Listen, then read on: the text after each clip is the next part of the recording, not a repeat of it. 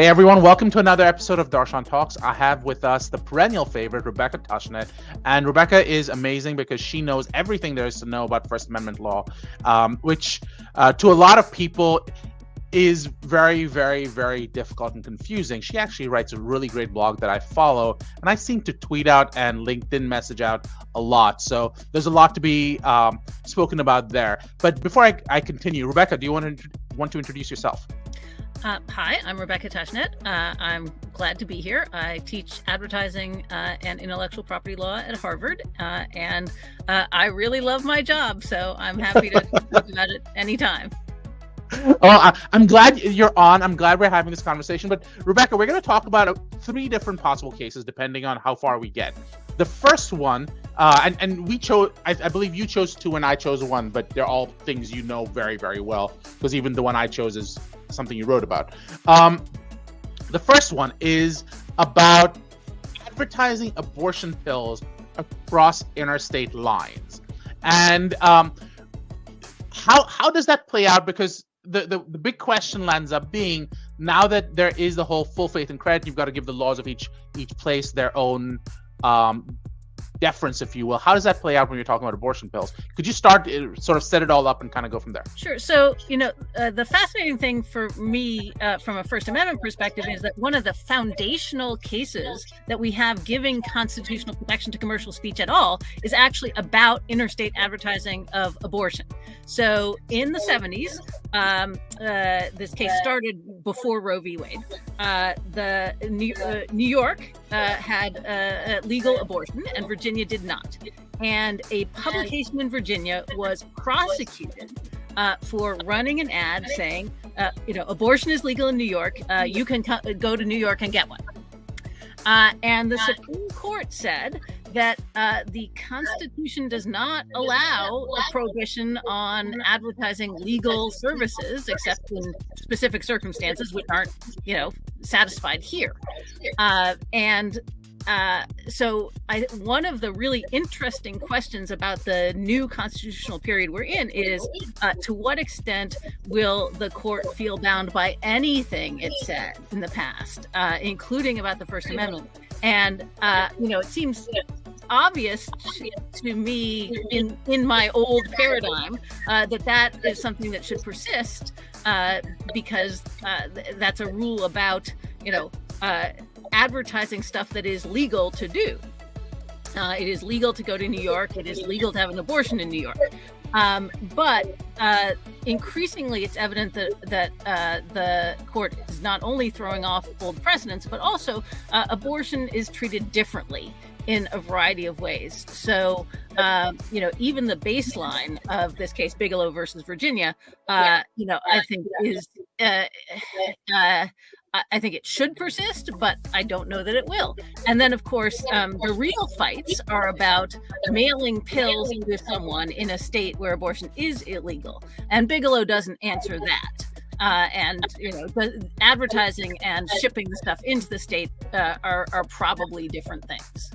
So let's explore the advertising part. Maybe I can talk a little bit about the shipping part, because that has some FDA connotations. Yes. But let's talk a little bit more about the advertising part, because to me, from a pure First Amendment standpoint, I kind of agree with you and agree with the idea that yes, you could have state level rules that say you can't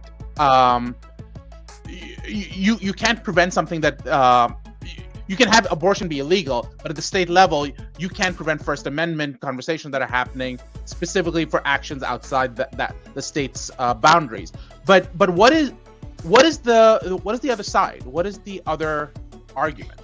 So, the other side, at least in Bigelow, was, the state, Virginia had decided at the time that abortion was illegal and that it had an interest in, preventing abortions among its citizens. And so, information about abortion was illegal for them to access. And of course, that sounds weird to us, since in the 40 years since, it's become sort of a common baseline that access to information is in general, constitutionally protected.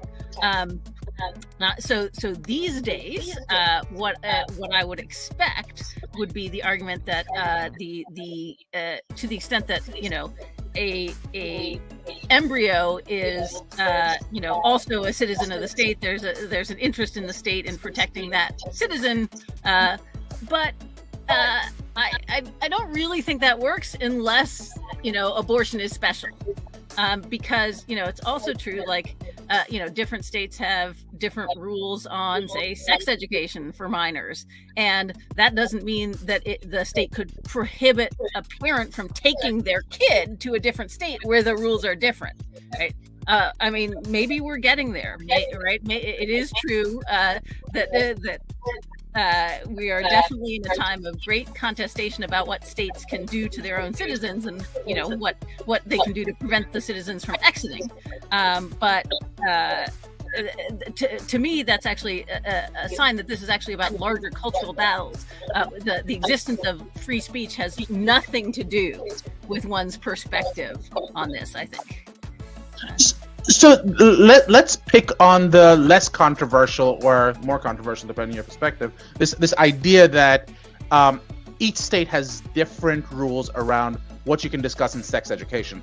What prohibits me from California putting up an ad in Texas saying, "Do you want your kids to learn more about sex early on? If so, come to California because we will talk." Give more details, and right. Your kid will be a richer, fuller individual with a lower risk of whatever. Is the argument that Texas can't prohibit that conversation? Right. So, we're seeing states experiment with increasingly aggressive forms of suppressing sort of mention of things.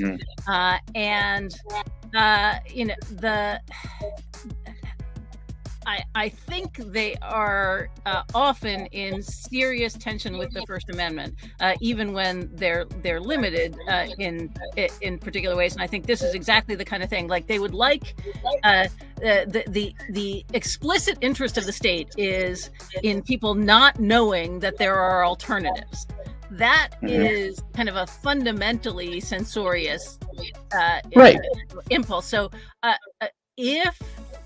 if courts continue with the doctrine that we've grown up with, right, I think that's got to be invalid.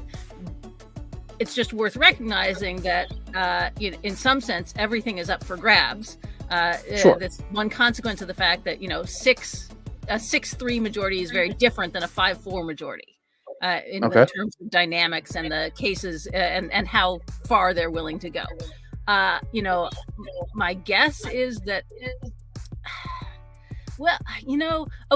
so here's what it makes me hesitant to say too much about, predictions as opposed to hopes, right? So not only has the Fifth Circuit upheld this social media law in Texas, basically trying to prevent social media companies from deciding that they don't want, racism and anti-gay slurs on their sites, but even before the Trump years, the 11th Circuit upheld this law banning physicians from asking pediatricians from asking parents if they had a gun in the house, because that was considered to be too, disruptive, too threatening to the parents, as the physicians, of course, sort of want to ask them because they want to ask, like, okay, just like we ask if you have a pool, right? Then here are some pool safety things, right? And I just want to, make sure you're doing them. Right. And the 11th Circuit thought that was just fine, that law satisfied strict scrutiny. And so, one's position in the culture wars can very much determine one's view of the First Amendment in a particular case. And I think, we just have to be honest about that. But and that's fine. I respect that. The part I'm confused by is, how did it satisfy strict scrutiny? Because that is an excellent question. I don't have a plausible account of how that satisfied strict scrutiny. The state's interest in protecting the right to bear arms is compelling, and sure, I don't know why this is it sort of fails at that moment. Like, okay, right, right. So the right. So this is the thing, right? There's this increasing willingness that didn't used to exist, I think, among judges who you would characterize as conservative, to say that it's a acceptable interest to protect people even from being exposed to something they don't want to be exposed to, right? Like isn't that literally what the First Amendment was protected from? Right. So to the extent that that many judges still have that view, right, that this is why at least some of these initiatives have foundered. So in Florida, for example, a number of the "Don't Say Gay" type laws have actually been enjoined by a judge applying what I would call the standard model of the First Amendment. And and I should say, like, I think that's right. I don't think the standard model has anything wrong with it on these issues, but when you have control of the courts, you're often willing to say, okay, the substantive policy judgments that we like, should be codified into the law. And to a certain extent, that's what's going on, especially out in Florida and Texas. I mean, just because something got codified into the law doesn't mean that it's going to sustain past like the circuit level, because you would argue that that's where the Supreme Court, on a pure, and again, using the standard model, would say that this just doesn't survive.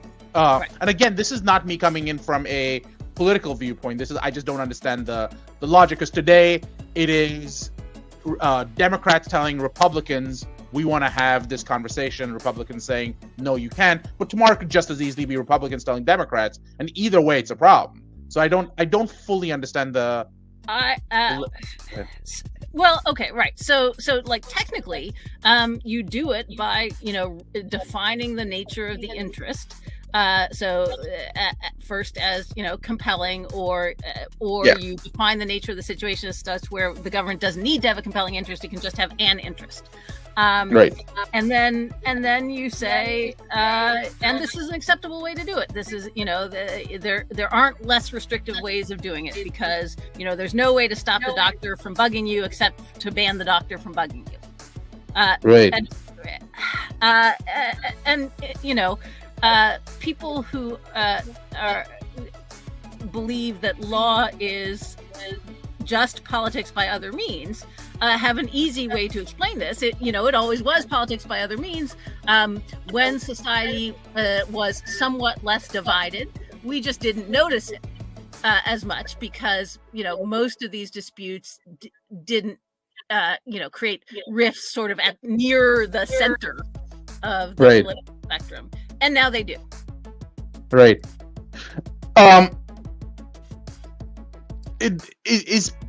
It's interesting to me that you point out that this is surviving strict scrutiny, which means that we're arguing that this is political speech or free speech.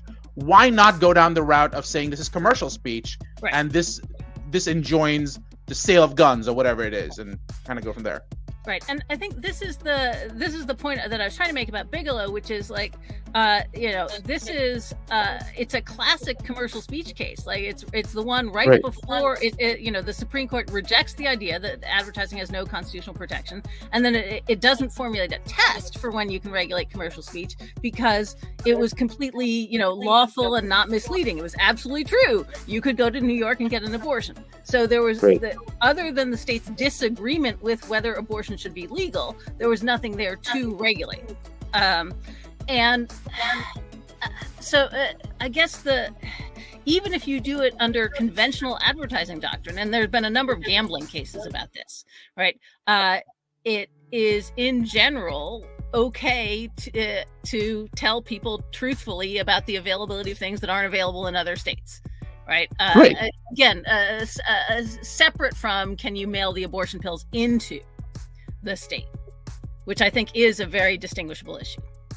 I agree. And I think again, the question of whether something can be mailed into another state comes it's really more of a federal issue and less of a state issue, only because the FDA governs the actual movement across interstate lines. Right. Having said that, the actual actions within the state would have certain, so it's not the movement into, but what happens once it's in the state that each state could control. And an example of that might be more something like cannabis, for example, where you might be able to say that it's illegal in one state, the adjoining state it's not illegal. That's why we can produce, sell within the state, but we cannot move it into the adjoining state. So from an FDA perspective, I think that part's relatively clear, pretty easily distinguishable. So I find the idea that information itself cannot travel to be more problematic, more concerning, because all you have to do is tie it almost amorphously to a government interest. It doesn't even have to be compelling, and I get to say that you can't discuss it anymore. And I find that to be inherently problematic, but that's just me. Right. Well, and I mean, I will tell you this. I predict that this court is not going to have any trouble finding that the interest in not having abortions is compelling for these purposes, right? It will turn on instead, basically the court's view of letting information cross internal state borders. Which again, historically, it's been very pro that, but maybe the worm is turning. And I guess that's my question. I mean, you probably follow the Supreme Court way more than I do, but my experience with the Supreme Court so far has been they've generally been more for freedom of speech, in that they've generally been an expression. So to me, this is a form of speech and expression. And whether you're talking about yes, there are limits to what you can force a baker to make, or a I forget what the other case was, but you cannot force someone to directly express something that's contrary to their belief. To me, a corollary to that is someone who has a certain expression should be able to choose to express it. So, is this different? So, right. So it's relatively standard for people's First Amendment theories to produce, free speech for me, but not for thee, right? So, right. I think you might well be right. I think that there might well be, at least two of the conservative majority who adhere enough to the standard model to strike down laws like this. But they're clearly very conflicted about it, because they're aware, and this shows up in preemption cases and in sort of interstate commerce cases. They're very aware that we're at a stage where Texas and California actually have dueling policy perspectives that they are trying very hard to impose on the rest of the nation. Right. And they're trying to do that at the state level because neither of them actually has control of the federal government. And everybody is clearly worried that if that happens, one of them is going to have to win. And it's very hard to articulate, and this is one of the ways in which politics and law are different. You kind of got to at least articulate a reason why Texas wins and California doesn't. Right. They would feel themselves to have failed at their jobs if they weren't able to give you some reason why, Texas wins and California doesn't. And that may be very hard. Right. What I think is also interesting that you mentioned in this specific instance is this idea that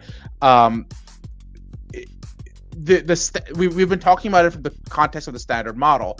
What happens if we start moving away from the standard model? Like we discussed in the last interview, you talked about everything changes.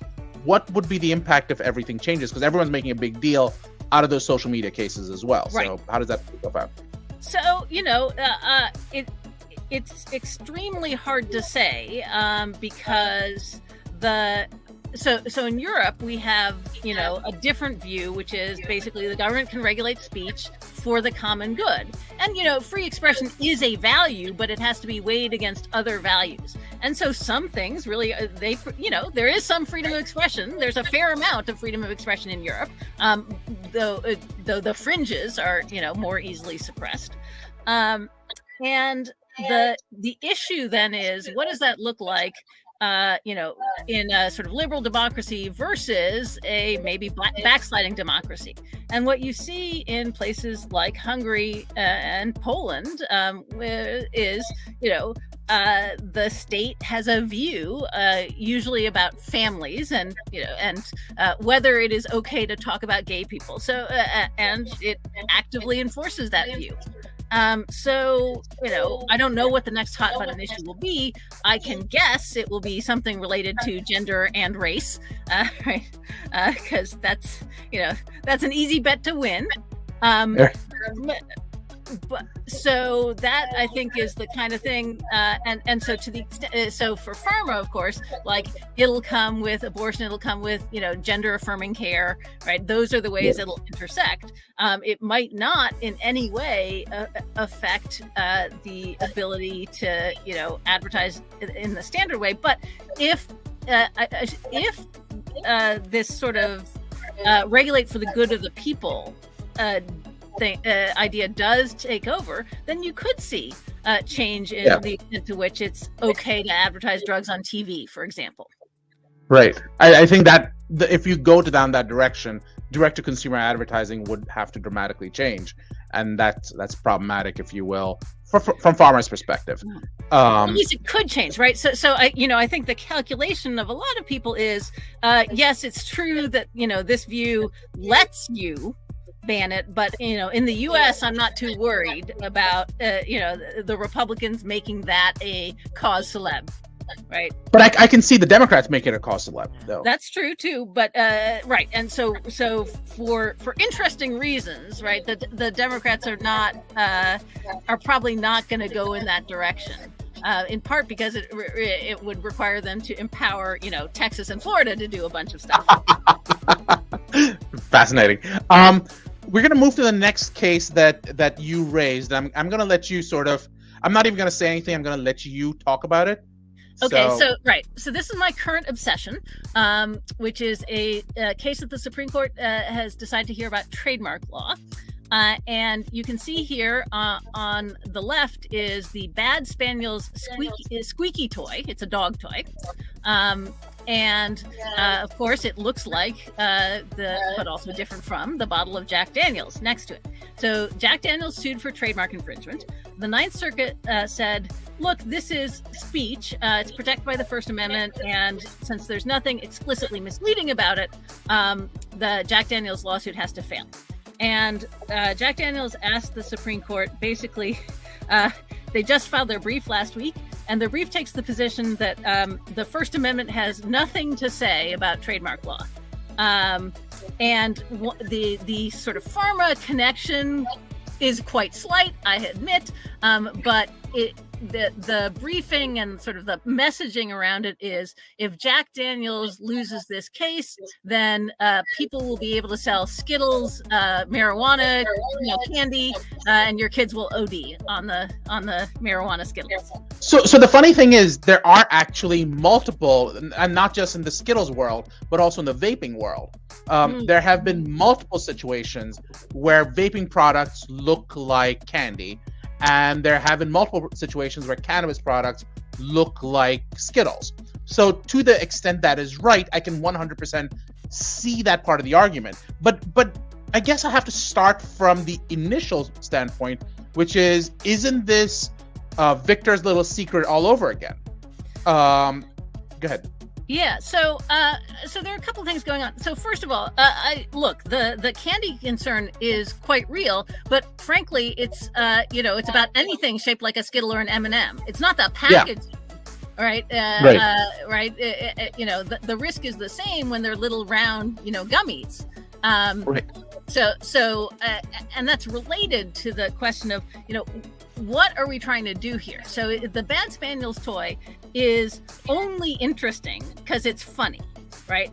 As opposed to marijuana, you buy to feel the effects of marijuana, right? And it doesn't actually matter what the rapper says. And this is a distinction between commercial and non-commercial speech. So from my perspective, when you buy something for the expression, on it, that's non-commercial speech. You buy the New York Times, right? The New York Times is for profit, but that nobody thinks that makes the New York Times commercial speech. And I don't know what the court's going to do. I think Jack Daniels has taken a fairly extreme position that the court may be hesitant to. So Jack Daniels' position is, no, the New York Times is just as vulnerable to a trademark lawsuit as somebody who sells corn. Right. If people are confused because the New York Times, runs a headline saying, Jack Daniels, the true story. Right. Right. Then and people think, oh, Jack Daniels must have permitted that or authorized that. Then the New York Times is liable for trademark infringement. That seems unpleasant in a way that I'm not sure the court is going to agree with. But we will see how they rule and what they say is the difference, if any. Right. I think for advertisers, the question to watch is, what is it going to say about parody? Right? Because of course it's not unknown for people to engage in parody in their advertising, as well as on specific products. So I'm thinking of they're actually Budweiser ads which parody the Ever Ready Bunny ad, right? Right. So let me ask you this question, because I am obsessed by the question of what is the distinction between medical affairs and sales in the pharma world. Mm-hmm. And it's something I keep coming back to over and over and over again. You and I have had multiple discussions about this, but the thing that speaks out to me is the example you just gave, which is what happens if the New York Times, for example, takes money let's say they have an ad in the New York Times that talks about, I don't know enough about whiskey, but another whiskey. It's in the newspaper, and then they have a story saying the real story of Jack Daniels. Mm-hmm.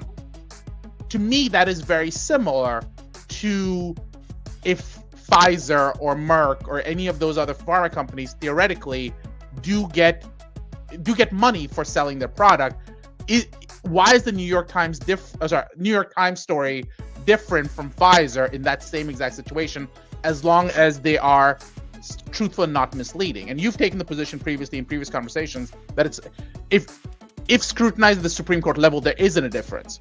But using the current situation, how would you see it? Yeah, so I guess I think that part of the thing that makes trademark and advertising regulation so different is that with respect to advertising regulation, there's kind of a core of truth, and we can obviously debate about what the standards ought to be, right? 100% we can, but once you set a standard, right, is it 2 double-blinded placebo-controlled tests, or is it something else? We can then assess whether there's falsity according to that standard, right?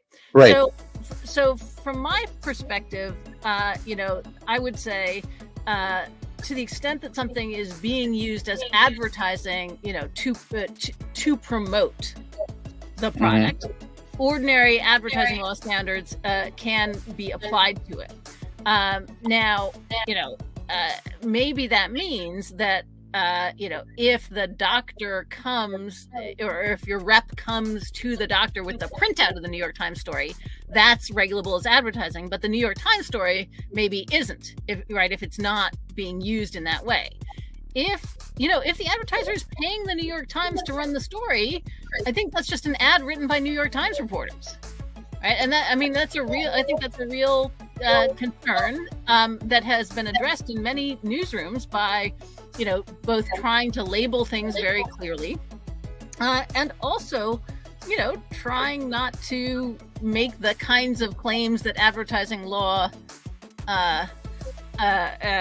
regulates, right? So if you write about how cool something is, right, it's that's very different, and I think that's part of the reason why we haven't seen a bunch of sponsored content type disputes over drugs, like there's been like bottled water and various fashion things, where the only question is, are you disclosing that this is really an ad, as opposed to you're making claims about a drug, that I don't think many newsrooms actually want to touch that. Right. You also raised another question about the New York Times, and I recognize you're moving outside the drug space, but I just have to ask this question.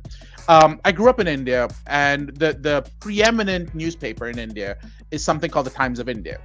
And it's famously known that the Times of India, even though it's the number 1 newspaper in the country, does land up using content from advertisers, essentially. Mm-hmm. If you took that exact same scenario and you put it in the US, and whether it's the New York Times, the Washington Post, whatever it is, does that change the protection that the New York Times or any of them get? I think for that story it does, right? Interesting. Okay. So and again, at least to the extent that it's saying things sort of that are cognizable in sort of standard advertising law. So again, like to the extent that it's just saying, oh, this is a cool car, right? Right. But in the U.S., the regulators have tried to finesse this by saying, look, we have really good evidence that people care about whether something is sponsored or not. So most of our effort is going to go into making sure that you adequately disclose that it's sponsored. And then once that's done, right, anything where it's just opinion is going to be fine. Right, and then people will know, like, I was paid to have this opinion, so they'll, discount it in a relevant way. But the regulators also say, especially for things like health products, you shouldn't make claims through, endorsers that you can't substantiate yourself. Right? It doesn't do any good to have Kim Kardashian, talking up the benefits of this product, like. If you're paying her to do it, then you're responsible for what she says. And, I think that's actually pretty standard agency law, honestly. What I thought was interesting in your statement was where you said that the rules would only apply to the story and not to the speaker. So it's to the content, not to the speaker. So the New York Times itself doesn't lose its protections. That story loses possible protections. Obviously, in addition, it'd be violative of the FTC law talking about sponsored ads and stuff like that. But ignoring that part of it, I just found that piece to be interesting. At what point does a New York Times, again, I recognize it's not a clean line, but is there a line at which the New York Times becomes a rag and it gets treated as just advertising content? Yeah, so I'm not sure there is, and you can see this actually in like FTC actions against those sort of bottom feeders who like say, for $50 I'll send you the information that doctors don't want you to know, right? Right. Even those guys get to sell their books, and the FTC only goes after their advertising, right? So to the extent that what they're advertising, is not what they're delivering, right. Right. But courts, for understandable reasons, have been very hesitant to actually curtail advertising that is just about like what's in the content of the book. So for example, a classic example, like suppose you have a new theory of the JFK assassination. Right. And the ad for the book says, this, Tushnet's stunning new book, completely upends our account of the Kennedy assassination and proves that it it was, I don't know, it was Lee Harvey Oswald's dog. Right. Yeah, exactly. So obviously, that's almost certainly false. Right. But if it accurately describes the content of the book, courts are probably going to give you leeway in advertising. On the other hand, if that's what it says and then I deliver you a cookbook, right? Yeah. Then courts are going to say, no, that was false advertising. Right? But which to me is exactly what's happening with the movies right now, right? Where they actually had a situation where I'll repeat it and then you can sort of add color to it. But essentially, there were movie trailers where specific scenes were shot but never showed up in the actual movie. And the court said that no, that is problematic because people are depending on these trailers. And that's an example of exactly what you're describing, which is the content did not support what was actually in the book. And that would be problematic. So I'll let you add color to that. Yeah, so this is actually a really great case about Ana de Armas being edited out of this movie, and despite being featured for a not trivial part of the trailer, and the disappointed fans of Ana de Armas, rented this movie, and they're like, "Where is she?" And honestly, I think they have a point. But the question is always, what does the ad promise, right? So it could be that that in other circumstances you could have footage that doesn't appear in the final, but it isn't misleading, right? So like one can imagine that if they shoot, some exterior shots of, say, a castle or something, and the shots don't end up in the movie, it's hard to imagine that would be material. So one of the things that I try and emphasize about the sort of First Amendment limits is, as opposed to for non-commercial speech, for commercial speech, the limits are really found in sticking tightly to saying material misrepresentation. So it's not that you can regulate non-commercial speech in any way commercial speech in any way that you want, right?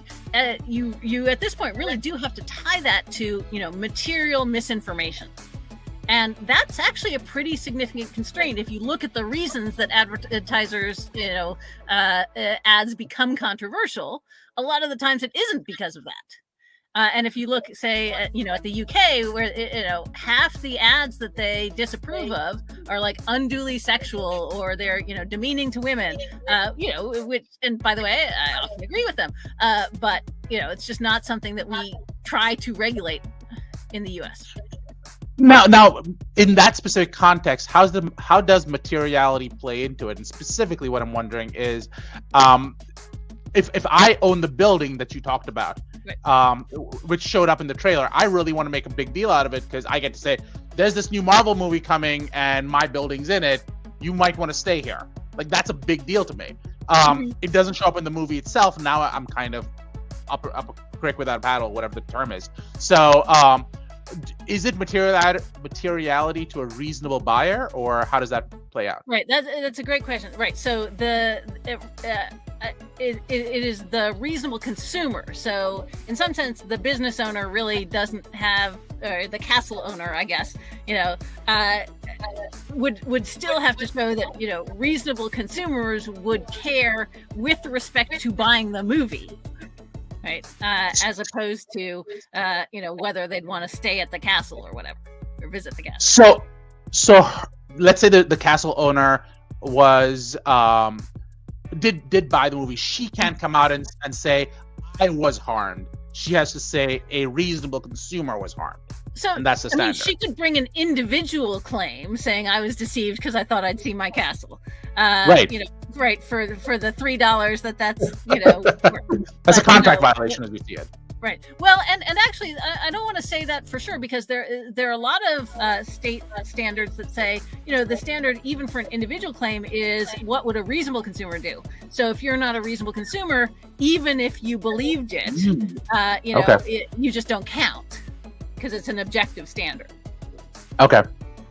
We can obviously keep going, and we're well past time. But before we go, Rebecca, any parting words? So I guess I think that people who like this content would also perhaps really like the show Severance. So that's my recommendation. Deeply creepy and horrifying, but in a funny way. Thank you again, Rebecca, for coming on. This was amazing. Thank you. Always.